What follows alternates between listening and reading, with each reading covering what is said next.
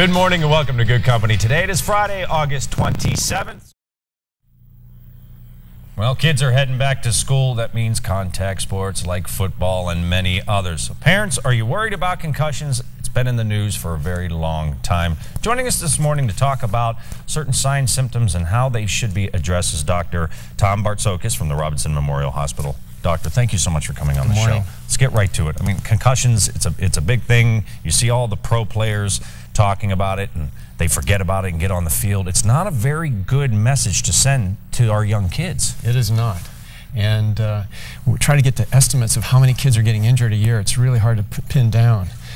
But the best research that I've looked at looks like 15 to 20% of participants in contact getting a concussion every year.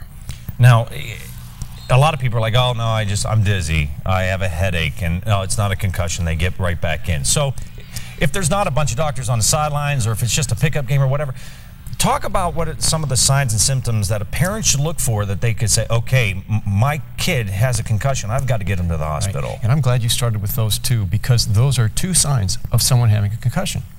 The conventional wisdom is you have to be knocked out, but only 1 in 10 sports concussions are associated with a loss of consciousness.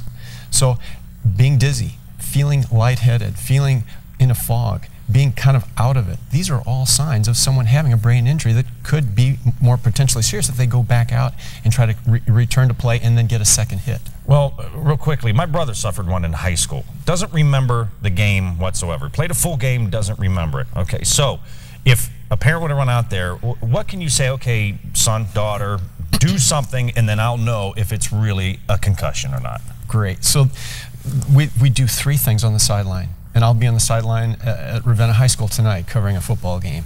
And I'll look for signs and symptoms. So I've already mentioned that loss of consciousness is one sign, but it's infrequent. So I look for other things like a kid missing his assignment, kind of weaving back and forth as he's walking back to the huddle, or just looking kind of not quite sharp. So we've got those signs to look for. The second thing, I'll go through a series of 5 questions that Dr. Maddox has proven research are more sensitive to concussion analysis. And those 5 questions are: where are we playing tonight?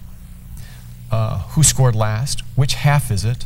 Who did we play last week? And did we win last week's game? Seem like very, very simple questions that you were like, no, I assume they know that. Ask those questions, and more times than not. If they miss 1 out of the 5, you may be dealing with concussion, because for you and I, who have not been blown in the head, it's easy. But for a kid who's had a concussion, these might be difficult, and they might struggle. And then the last thing we'll do is put them through some balance and coordination measures. And the test is very easy. I'd like to demonstrate if it's okay. Could you stand up and please demonstrate? So I'll ask the child, if you were going to play soccer, what foot would you kick the ball with? And if the child replies, my right foot, I'll have them put right foot behind left, hands on hips, and then close the eyes. And what I'm looking for is a loss of balance, hand coming off the hip, or opening the eyes. If we see more than 5 mistakes in 20 seconds, that's a positive tandem stance test. Therefore, the person's balance has been impaired, and that you may be dealing with concussion. And again, I mean, these kids, if you ask them certain questions, they'll just lie to you. No, I'm fine, I'm fine, I'm fine. Right. But with those simple tests, you can't really lie. No, you're going to see the proof is in the pudding right there. That's exactly right.